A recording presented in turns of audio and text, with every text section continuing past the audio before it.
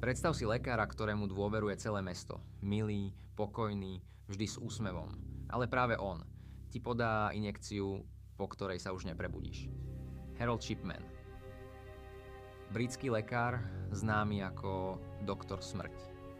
V 70. až 90. rokoch liečil stovky pacientov v malom anglickom meste Hyde. No mnohí z nich z jeho ordinácie nikdy neodišli. Podával im morfium, vražednú dávku, ktorá zastavila srdce v priebehu pár minút. A potom s pokojom v tvári vystavil úmrtný list. Vyberal si svoje obete. Najčastejšie staršie ženy, ktoré mu verili. Niektoré dokonca presvedčil, aby zmenili svoj závet v jeho prospech. V roku 1998 sa však jedna rodina nevzdala. Začalo sa vyšetrovanie, ktoré šokovalo celý svet. Výsledok? Najmenej 215 mŕtvych.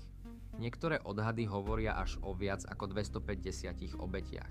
V roku 2000 bol Harold Shipman odsúdený na doživote. Nikdy sa nepriznal. Nikdy neprejavil lútosť. A v roku 2004 sa obesil vo svojej cele. Harold Shipman, lekár, ktorý sa hral na Boha. Doktor smrť. Nie všetky monštrá nosia masky.